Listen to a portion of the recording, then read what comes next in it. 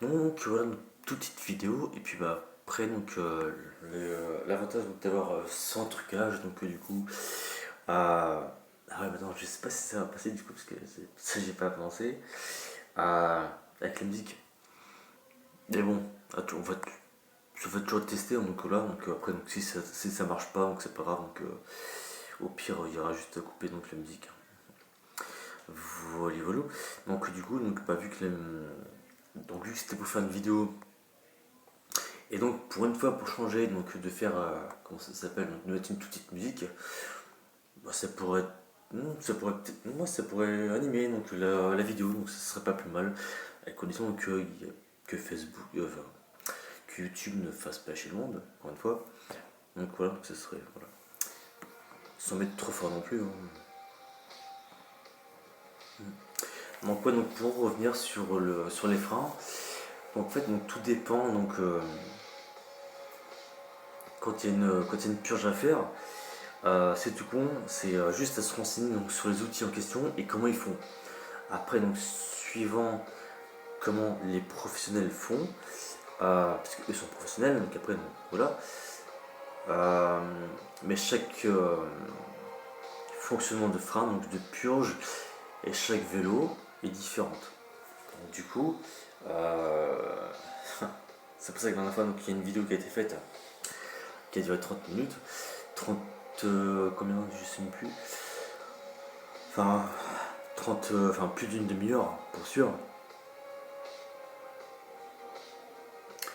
Et du coup, ouais, donc ça c'est quand tu écoutes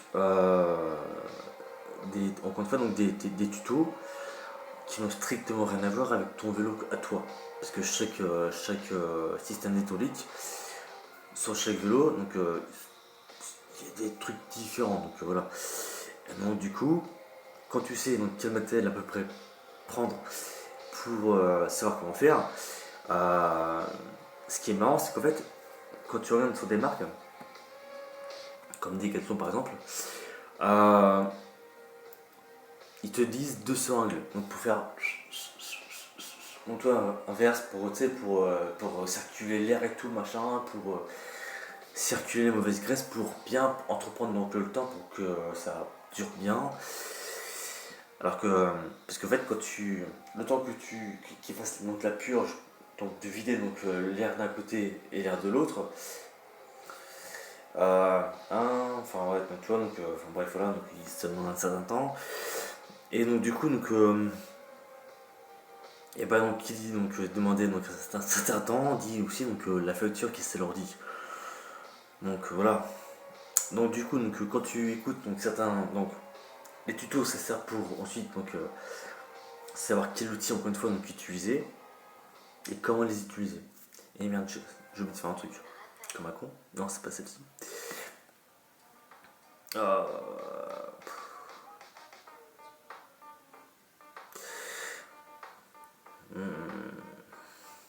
Oups.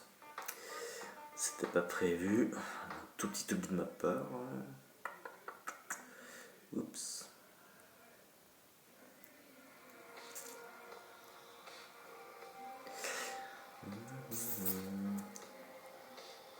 Comme ça va être en répétition. Hop là. Nickelou. Donc ouais, donc pour revenir, donc ouais, donc du savoir donc de regarder donc, les tutos encore une fois pour savoir quel outil utiliser et comment les utiliser. Mais après donc ça dépend de chacun donc parce que eux c'est des pros, donc c'est pas parce que on n'est pas des pros qu'on est forcément des merdes, parce qu'on apprend au fur et à mesure. Donc eux sont là, enfin c'est des pros, donc ils sont là pour justement faire en sorte de faire leur dire donc la facture. Quand tu utilises donc deux seringues pour faire d'évacuer l'air d'un côté puis machin de l'autre, tu en faire. Donc voilà, donc, quand tu éjectes l'air d'un côté pour ensuite la refoutre machin et tout, d'un côté et de l'autre, quand tu fais ça, tu te dis, mais putain, mais ouais, donc en fait, tu fais ça, mais tu fais ça pendant 3 quarts d'heure. Donc en fait, tu peux très largement, quand tu fais ça donc, dans un concessionnaire de vélo, tu peux très largement alourdir donc, la facture. Donc voilà. Et donc du coup, donc quand tu sais donc à peu près donc quel matériel, donc en fait tu apprends suivant le matériel et comment tu apprends suivant le matériel. Donc s'il y en a un qui te dit qu'il faut mettre ça et que tu vois que en fait tu mets 2 heures à faire ça, donc du coup tu changes parce que tu vois que tu n'avances pas. Donc du coup donc, tu fais sur un autre procédé pour ensuite ajuster donc les pièces. Sur par exemple la seringue avec la durite et l'embout qui va sur le bocal du lever de frein. Donc voilà, donc, tu fais au fur et à mesure quoi. Et donc du coup donc, tu fais au fur et à mesure que tu avances quoi, tout simplement. Parce que les tutos c'est pas non plus des tutos pour être la perfection. Voilà, donc, quand tu vois donc, quand tu mets une demi-heure pour faire un truc alors que tu fais quand tu fais donc à tes premières expériences et qu'à tes premières expériences donc après donc tu fais le truc comme ça donc voilà. C'est donc bref donc mettre un bocal avec de l'huile dedans et donc de pomper comme un malade pendant 40 000 minutes pour ensuite est-ce que le truc il soit l'étrier donc il soit bien, non, enfin après ça dépend de chacun mais bon en tant qu'expérience de cause euh, il y a, pour la vidéo donc précédente du coup euh, donc comme dit donc dans la vidéo précédente faire à l'ancienne, c'est-à-dire tu tu vois donc tu prends une seringue, tu prends la seringue donc t'emboîtes donc comment ça s'appelle la durite en question, de la durite donc tu mets l'embout en question qui convient au filetage de ton bocal de frein. Ensuite une fois que ça c'est fait, enfin avant donc, déjà, tu vérifies déjà donc l'embout qui soit compatible avec le bocal de ton freinage. Une fois que ça c'est fait donc tu le retires normal tranquille. Euh, comment ça s'appelle, donc, tu retires, enfin, tu dévisses donc ton étrier, ce que tu fais donc tu remets ton 100 mètres, enfin, tu prends ta seringue sans le poussoir et sans huile. Ce que tu peux faire donc déjà donc tu retires donc déjà donc la vis donc de l'étrier, tu fais couler donc la mauvaise huile en cas où, c'est en cas où. Euh, si l'huile attends, ça dépend parce que si ton levier de frein il a du mou, ah putain, ça dépend aussi de plusieurs paramètres. Parce que si par exemple tu as ton. Ah, ça dépend de plusieurs facteurs, putain, ça c'est chiant. Donc du coup, donc, tu peux pas non plus dire approximativement, mais dans l'hypothèse où quand tu dévisses la vis du bocal du levier de frein et que tu vois que l'huile elle est pas trop rosée, mais elle est plus un peu transparente, peut-être pas transparente, mais un peu grise. Là, tu peux te dire que ton huile elle a changé.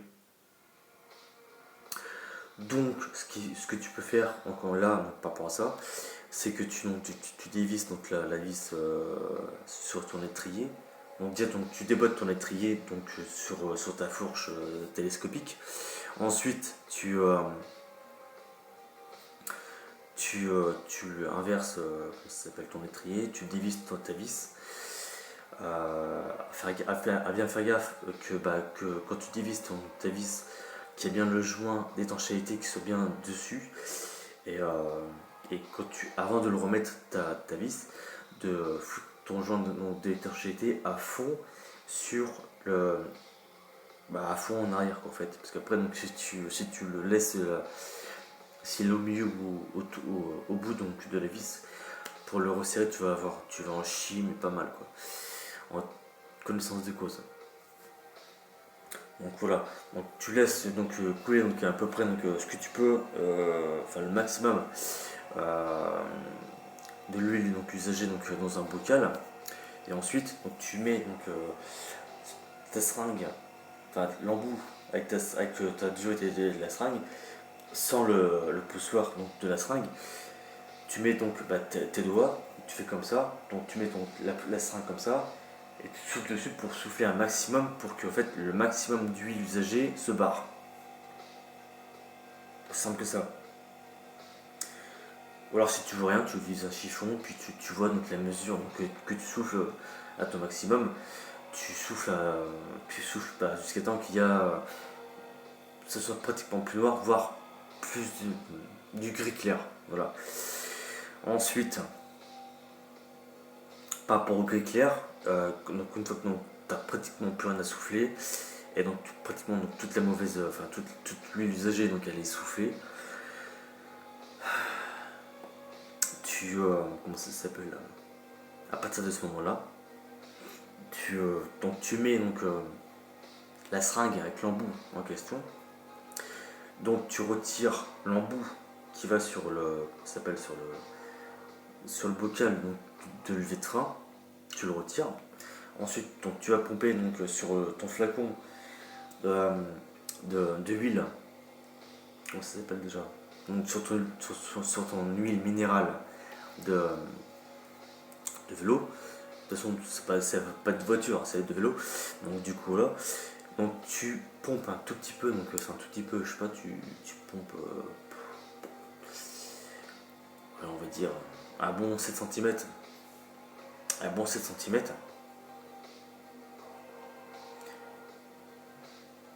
Délicatement. Délicatement. Donc, quand tu vas pomper donc, sur ta seringue, donc, tu vas mettre ta seringue en arrière, tu vas donc pousser donc, là où il y a le poussoir en arrière pour qu'il y ait un tout petit peu de jeu pour que sur la durite il n'y a plus de liquide. Pour ensuite donc, tu vas repousser donc, sur le poussoir pour justement donc, d'éjecter donc, le plus tard possible. Et ensuite, quand tu vas éjecter donc, le plus tard possible, une fois que le liquide de frein il va remonter donc, à la durite, tu vas à peu près laisser ça, à peu près donc, ouais, donc un bon centimètre, ni plus ni moins, un bon centimètre. Comme ça, donc après donc, avec ton embout que tu vas mettre, qui va te fixer donc, sur ton bocal donc, de frein. Donc tu vas fixer donc, ton embout sur la durite. Ensuite, donc, tu vas repousser donc, encore une fois donc, la durite, enfin pas la durite, mais tu vas repousser donc, le poussoir de la seringue pour pousser donc l'huile pour qu'elle arrive jusqu'au bout donc, de l'embout. Donc après, donc, si ça dépasse un tout petit peu, donc, tu le fous sur un torchon tout simplement. Et donc après, donc, tu fous l'embout en question tu le visses sur le bocal de freinage. Ensuite, tu n'as plus qu'à pousser un tout petit peu, enfin tu pousses, mais délicatement, parce qu'en fait, vu que c'est un tout petit, vu que la durite, c'est très très fin donc, pour mettre l'huile, donc ça peut aller très très vite. Donc à moins que tu aies envie d'aller très vite et que après tu as un jet d'huile qui te saute sur la gueule, c'est toi qui se regarde. Mais tu vas tout doucement,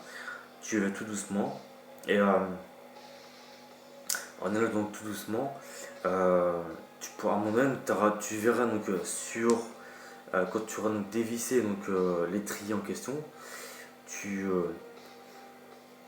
la vis de l'étrier, après donc ça dépend, hein, ça dépend des vélos encore une fois, mais tu vois à peu près donc il faut que tu te renseignes sur ton vélo, sur ton modèle d'étrier, voilà, donc voilà, ça c'est primordial. Il faut que tu te renseignes sur ton modèle de vélo, sur ton modèle de freinage. Voilà. Donc après, encore une fois, donc, tous les modèles sont différents. Donc voilà. Donc du coup, donc, tu retires donc, la vis. Une fois que tu as bien retiré la vis avant l'opération, donc d'injecter de l'huile, tu vois donc suivant, donc tu fais progressivement, et vraiment très progressivement. Ça se fait pas en 2 minutes. Tu fais progressivement, et dès que tu vois donc du rouge rose, donc l'huile, dès que tu vois ton huile qui arrive, et tu vois donc ça peut faire des bulles, d'accord, mais ensuite donc quand tu vois donc que ça fait des bulles qui s'éjectent, et qu'ensuite tu vois donc l'huile qui monte elle aussi, le poussoir de la seringue tu le remontes légèrement pour pas que ça fasse un débordement d'huile. Donc quand tu remontes, l'huile elle redescend. Donc après, quand tu vois que ça redescend, tu réappuies légèrement pour qu'après, qu'au fur et à mesure, les bulles elles remontent, elles ressortent donc de l'étrier. Donc tu fais ça jusqu'à temps que justement il y ait pratiquement plus de bulles. Enfin, pratiquement, c'est jusqu'à temps qu'il n'y ait plus de bulles. Et donc t'as plus de bulles, hein, pas le chien. Ouais, c'était nul, j'avoue. C'était le blague du. Oh, c'était le blague avec bref, on s'en bat les couilles. Donc du coup, jusqu'à temps qu'il n'y a plus de bulles, pratiquement. Enfin, c'est même pas pratiquement, c'est qu'il n'y en a plus. Et donc du coup, quand tu vois comment ça s'appelle quand tu quand tu vois que l'huile elle remonte, encore une fois, tu remontes le poussoir donc de la seringue pour faire redescendre légèrement. Après, ça dépend, parce que normalement, sur ton étrier, normalement tu as un. Regarde pas pour la vis. Tu regardes pas pour la vis, et pas pour la vis, quand tu regardes dans l'étrier, t'as un tout petit creux qui est tout lisse, et après ça te fait un filetage pour visser. Et donc en fait, regarde par rapport à ce filetage.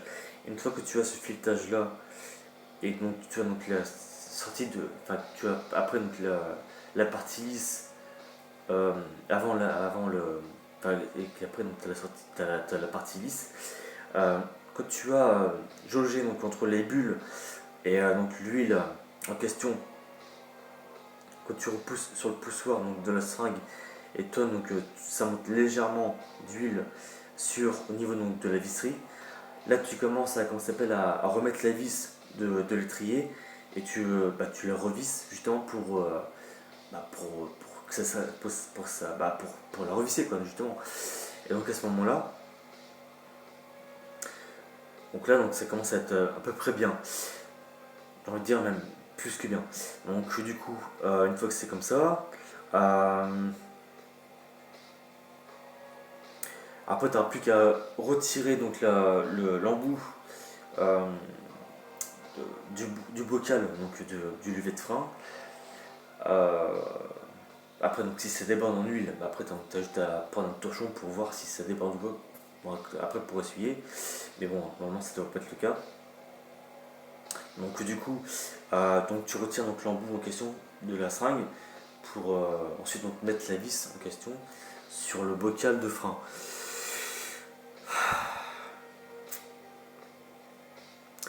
Et donc, normalement, il devrait. Donc, ça devrait être pas mal. Après, si c'est au rebord aussi, donc pas pour vissage, ça saute pas mal aussi. Donc après, quand tu mets la vis, donc forcément, entre la vis, quand tu mets quand tu mets entre l'huile et quand tu mets les vis, donc forcément ça va faire une petite masse, donc du coup ça va faire un tout petit peu déborder l'huile. Et donc du coup, après il y a juste un tout petit nettoyage à faire là-dessus quoi. Voilà. Donc après tu amorces on s'appelle la pression hydraulique par rapport au frein. Et ouais. Ouais. Donc tu amorces jusqu'à temps qu'il y ait une bonne pression. Et un truc qui était oublié de dire, c'est qu'en fait, quand tu veux faire quand tu veux faire une purge de frein, le levier de frein, ton vélo soit droit, et en fait, faut que ton levier de vitesse, faut que ton levier de frein, pardon, il soit à un angle droit, pour éviter qu'il y ait le plus de pression possible entre le câble, et l'étrier. C'est pour ça que le l'étrier, aussi de le démonter. Sur les tutos, ils le diront pas, enfin je pense, non, j'ai pas trop le souvenir qu'ils le disent, à part dire qu'ils démontent, comment ça s'appelle, la roue. Mais bon voilà. Donc de démonter l'étrier pour qu'il y ait le moins de pression possible, pour éviter que quand tu fasses une vidange, que la vidange, que l'huile saute quoi. Donc voilà, c'est un truc. En tout cas, moi c'est ce que j'ai tout fait, donc voilà. Voilà. Donc il y a ça, puis après, une fois que tu as fait ta petite purge de frein, tu le remets sur ta fourche télescopique. Ton levier, ton levier de frein, tu le mets en angle normal, en angle pardon, normal pour que la pression s'exerce. Ensuite, donc, tu amorces, enfin, tu joues avec le frein pour qu'il y ait du mordant, quoi. Et donc après, donc, bah, si dans l'hypothèse tu as une vis de pression hydraulique sur ton frein hydraulique, et bah, tu le remets comme tu l'avais mis au départ, c'est-à-dire que tu fais donc tes mesures de tour pour qu'ensuite tu as la même pression hydraulique pour que tu aies le même mordant. Voilà. Donc, donc là, c'est juste pour t'insérer vite fait.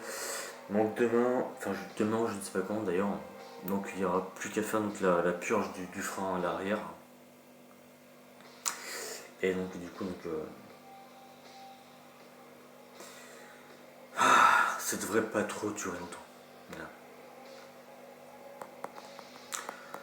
Voilà, voilà. Bon, donc c'était pour dire ça comme ça. Hein. Donc c'était pas ça comme ça. C'est pour le dire second oui.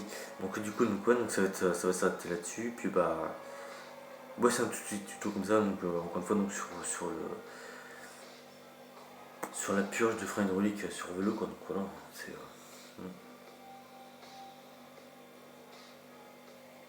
voilà. C'était juste pour le dire là.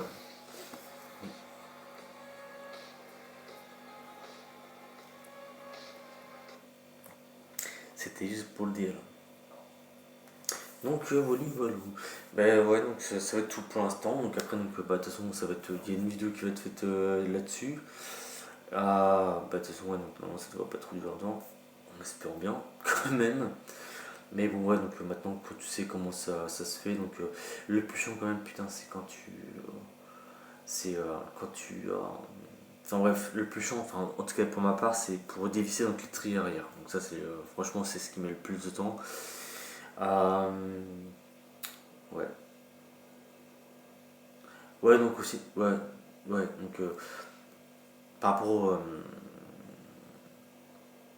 enfin bref, non, ça serait partagé pour demain, ou pour, enfin, quand la purge au frein arrière sera fait.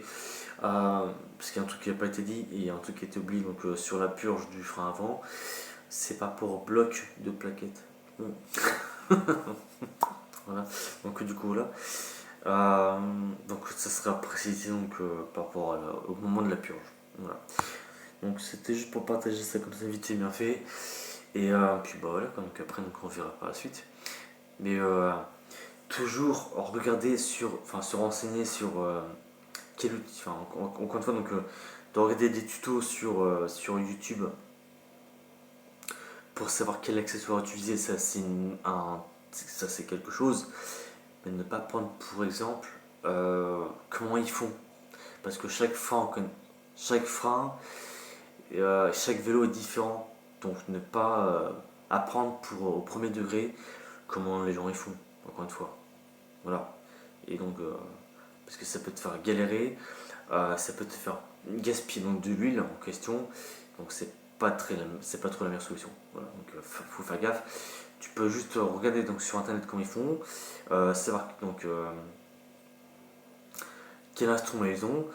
Après donc si tu vois donc d'un côté donc tu galères d'un côté et qu'après donc tu vois qu'une autre solution peut être plus favorable qu'une autre, tu fais ton expérience encore une fois. Voilà, c'est le plus important. Parce qu'encore une fois donc chaque frein, chaque vélo est différent. Donc du coup donc la manière va être différente par rapport à la purge, encore une fois. Donc ne pas prendre un tuto pour information content, d'accord. Voilà, ça évitera donc de foutre de la thune en l'air et de foutre du matériel en l'air aussi. Voilà. Donc c'est pour dire ça comme ça. Voilà. Et ça peut faire aussi gagner du temps. Voilà. Voilà.